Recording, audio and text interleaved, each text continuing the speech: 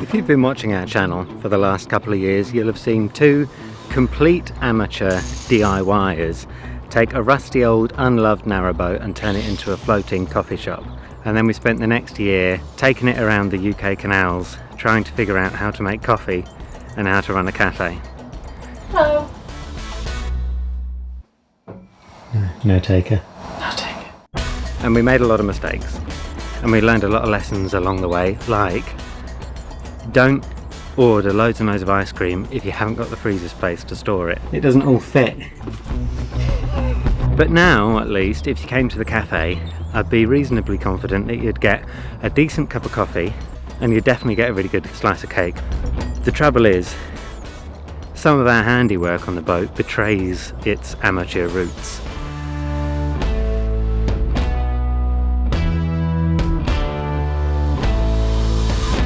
In the bin.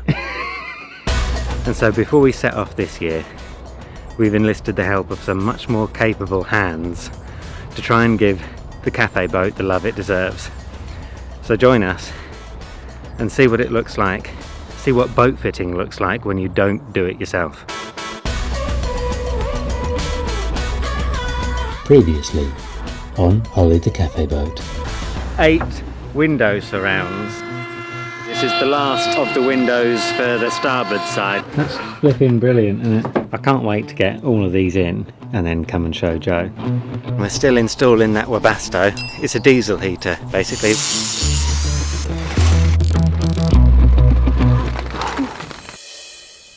A 12 volt electrical supply. That's what I'm on with now. That's another one of the things that this needy little Webasto demands of us. It needs quite a few things. Let's count them off. It needs fuel line in, it needs a path out to heat something up, exhaust out, air in, 12 volt. That's it actually. Thought it felt like more. Maybe it is quite reasonable after all actually, that 5 demands for doing such a job. But 12 volts is the latest one to tackle.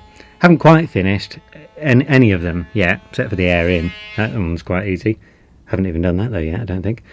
But if I can get this one done, I've run some cables around the back. Luckily I kind of left myself room on the fuse board here to add another one in. I'll pop it in this one, it'll go on this breaker here. And then that's half the battle, done with the 12 volt. It's actually quite an easy one to fix.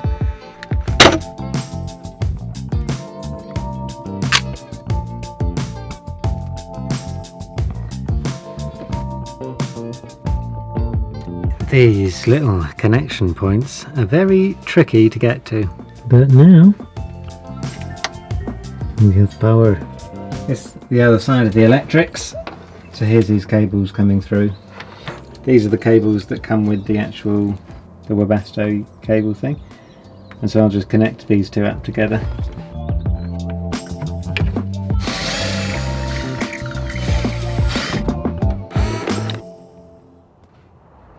We've got one little problem to solve, a little plumbing problem, in that, without going into too much detail, the fittings on the actual heater unit are 3/4 inch and then they've got to go into fittings that are 15 mil. So, thankfully, one of the guys on this mooring, one of our neighbours, is a plumber. So we're going to do a bit of soldering, hook ourselves up with a solution.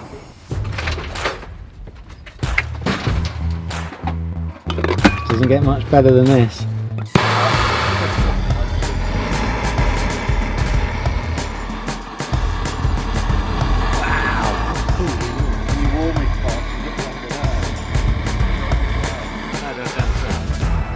Well, what do you reckon? Is that some of the best you've seen?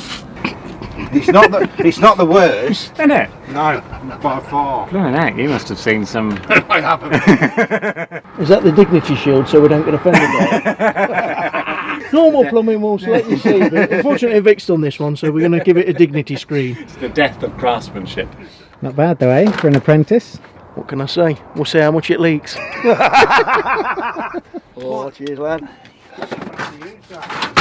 Hey up!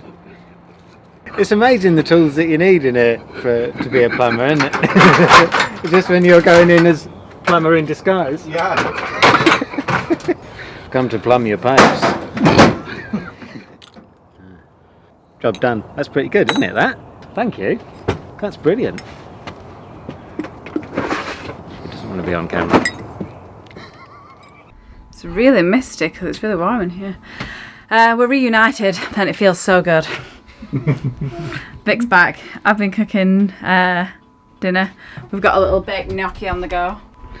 Wish I could style this a little better. It looks incredible. I know that it won't on camera, but you just have to take our word for it.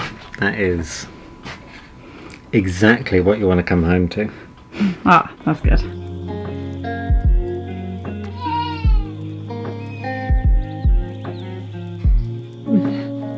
What's happening up there? Eating dinner together is a thing of the past a little bit these days, isn't it? Yeah. At the moment, especially because he's starting to get really interested in what we're eating, so he gets especially sort of fussy when he's like, well, what are you guys having? Feels like that's what he's saying. Hey?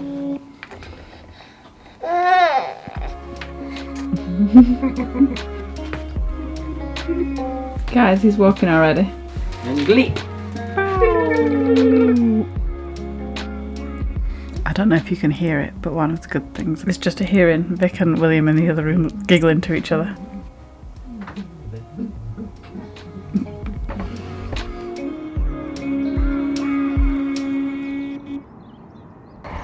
Good morning.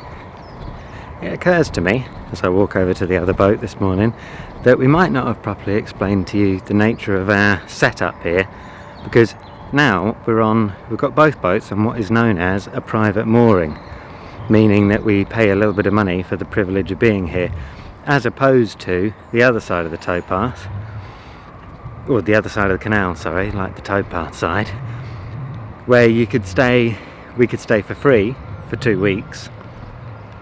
I say free, as part of our licence, for a couple of weeks, and then we'd have to carry on moving on. That's the way we normally exist. But there's different reasons for taking private moorings. Some of them come with different facilities like water and electric and stuff like that, or some of them are even gated, and people have set up like a little kind of never never lands for themselves. But the reason for us taking this mooring is just because of fitting out the boat. We'd never had one before, but when we had to fit the cafe boat out, we thought it would come in handy, and it definitely has. For us, it just means that you've got that extra bit of space here. You're not on the towpath side of the canal, so you can tip out a few of your workbenches and stuff like that, although obviously there's a limit to how much chaos you can make there. But it just enables you to work and have like 1 or 2 things less on your mind. You don't have to think about water, for us here, because it's got water on this mooring, which is quite a major commodity for us boat dwellers, as I'm sure you can probably imagine. And you also don't have to think about moving on every couple of weeks. So we still pay a canal licence fee, because that's just for having your having your boat in Canal and River Trust water. But we also pay a little bit extra for this private mooring. But it's worth it, because fitting a boat out while you're on the hop would be a bit much.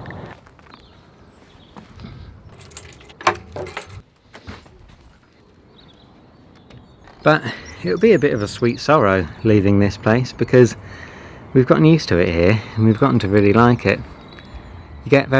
It's very comfortable, and we really like all the people here and everything, and you just get used to a place. But there's too much of the country to see, isn't there? And when we get back to continuous cruising, that's our sort of way of travelling, really, and of seeing the country in slow motion and getting to know new people and new places. So as much as we're excited about that, it'll be hard to leave. We'll probably even miss the billowing towers of the power station. So here's my plumbing problem. It's to do with dimensions. Everything from the Webasto to the header tank to the heater pipe that then we've got accordingly is what is known as 3/4 inch diameter. Looks like this. Well, it looks like a pipe, basically, how you'd imagine. But that is too big for the fittings that come on the calorifier. Dink! Which to the untrained eye look like you'd just put the pipe on that thing, but dimensions again, my friend. This is 15 mil. So aside from the slight, imperial metric discrepancy, which is, I don't know if that's a thing that you have to deal with in other countries quite as much as you do in this one, but it's something that sometimes foxes you as well, foxes me anyway. But the problem really is that it don't fit. So it will just wiggle around in there. It's a bit too loose. So the solution was to find something that goes in this.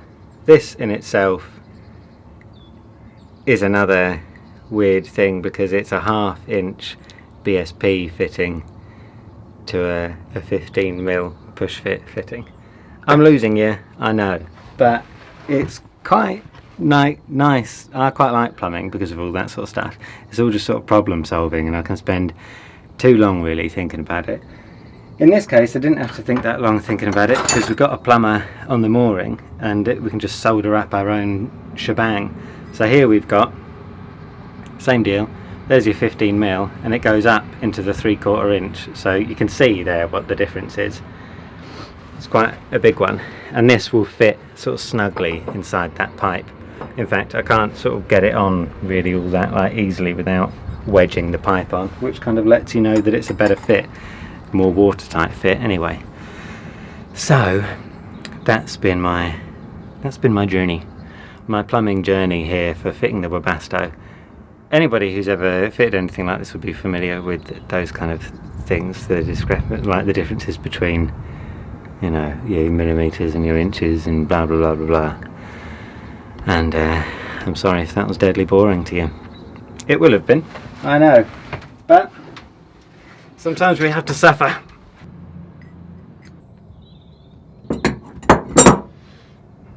So there's the first part of my assembly complete. So now when I screw that into the calorifier, it will replace this thing. It'll give me a much more secure and much kind of chunkier bit of pipe to fit my hose onto.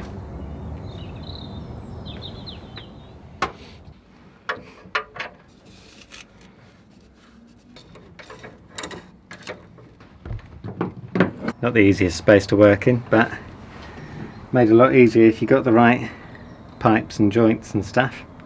How are you guys doing? Good. Just gonna go down and check out the river.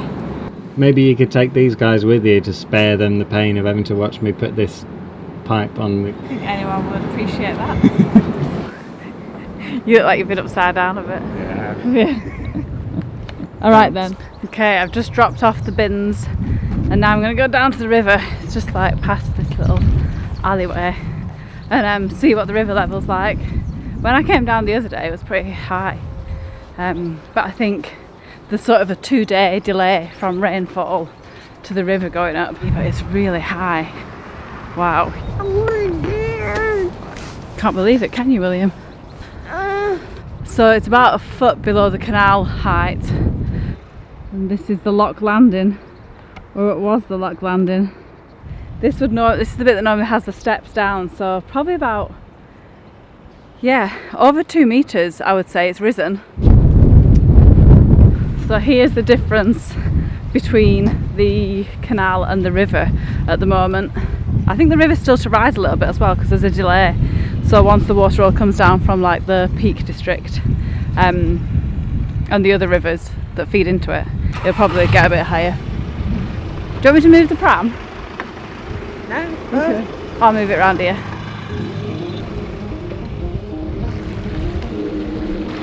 This is the riverside. That's the canal side.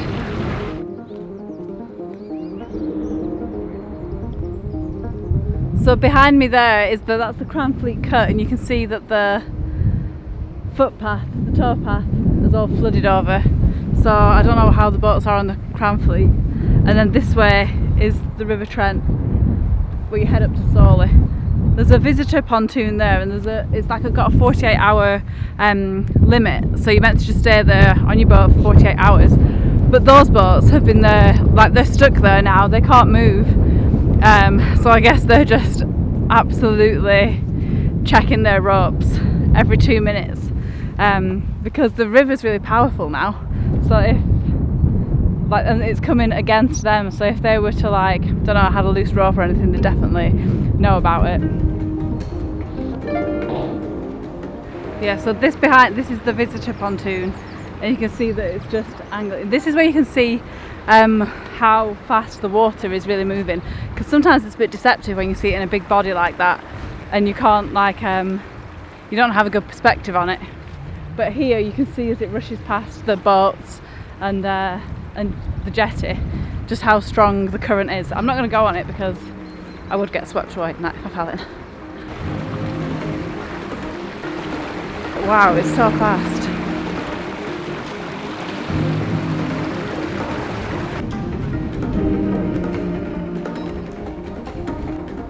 William's come to inspect. Yeah, and he's not happy actually, guys. The river was crazy. The pontoon is like not just level, it's a bit right up. going up, yeah.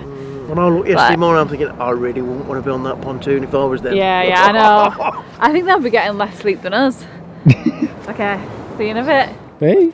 Dave's just down in the old engine room looking at the alternator, which is an old problem on Holly, and one that my attempts to fix were pretty rudimentary. How's it going?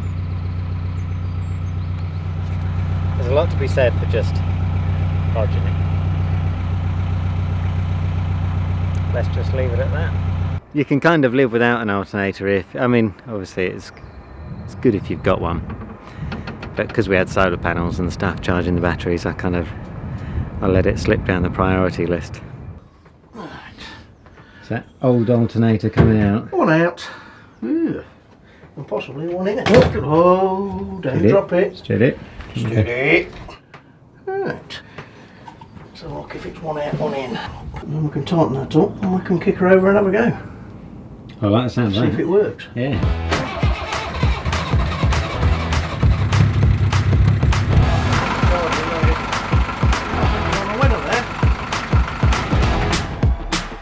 I'm just sorry. I was going to just start shouting at you then, probably. Microphone's on, that's good. All signs are good. We're just getting on with putting the rest of the windows in this side of the boat now. They're in that side, bang. But it's good now because I'm a little bit more up to speed with what needs to go on, so I can be a little bit more helpful. David's just out there planing off one of the windows now. I'm here just trimming out a little bit more of the window frame where we didn't quite cut enough off the first time, and hopefully we'll have all these windows in now by lunchtime.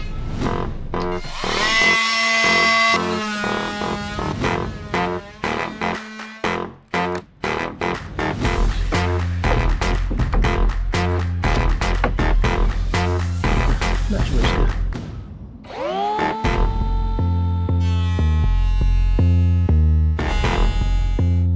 Impossible to film any of these bits without looking like we're sponsored by Makita. which we're not. Yeah, but if they wanted to, we're open.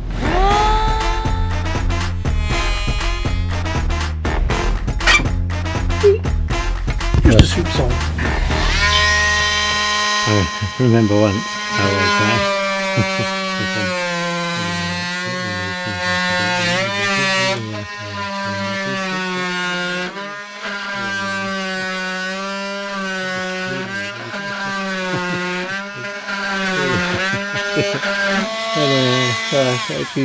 you'd never believe it, would you? It was incredible story. Glad I remembered that actually to tell you.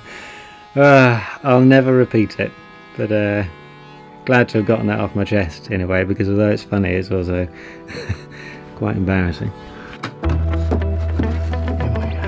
Oh, looks like it grew there. Oh, we'll get that moulded up, sanded up, cleaned up, and then we'll fit it. Jobs are good, isn't it? Yeah.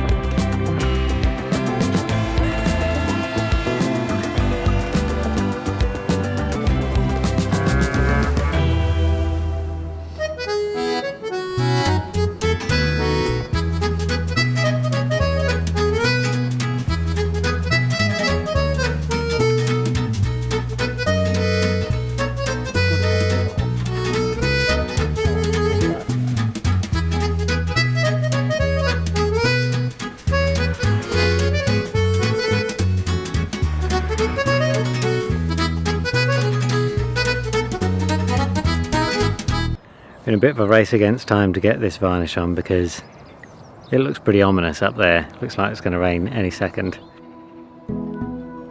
It's starting. And if you can see those little droplets on the water.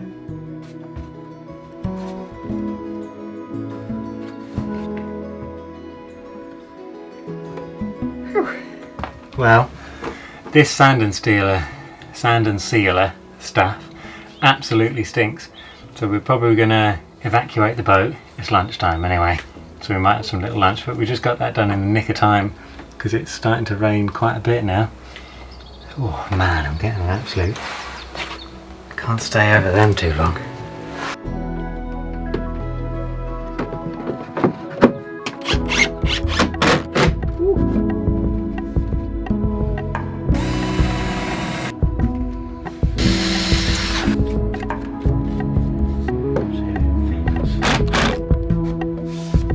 Final window. Final one. Oosh. That's a massive improvement though to the look of the boat, just having these windows in, isn't it? Perfect timing. Just started raining as well. Awesome. Hey, William. Oh wow. Whoa. Wow, it looks so different, doesn't it? It's cool, isn't it? Gosh. Yeah. I know. It looks great. Wow, yeah, I know what you mean. It really makes these look. God, they look great. I can't believe how well they fit. They look amazing. It looks brilliant, doesn't it? Are you well pleased with it? I'm happy. Yeah. Hats off to me, Dad. Yeah. Yeah, He's done us proud, he has, bless him. yeah. Oh, it looks so cool. I kind of can't wait till we get it reset again. I mean, I'm not, Yeah. not in a rush, but because then the windows are such a massive feature of it, and from the outside and from the inside, because Yeah. they're the only thing on that bit. So it makes it look completely different. They look really good. So when are you going to start on these ones? Now, this afternoon, let's have them out. Crack on, we've got a bit of momentum going. Wow, you guys are on it. I'll leave you be. See you in a bit. Thanks for coming down. Come back anytime. See you later. See you later. Right. Crack on. Demolition time. Demolition time. My favourite part. The time has come.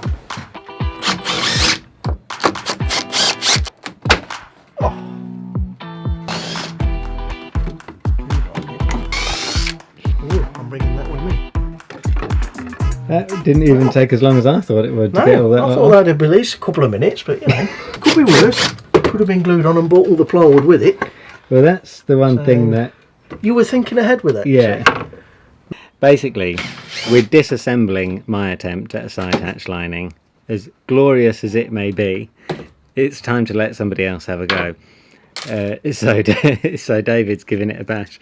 The one thing that I did, to my credit, was make everything very easy to take apart. So I didn't glue anything.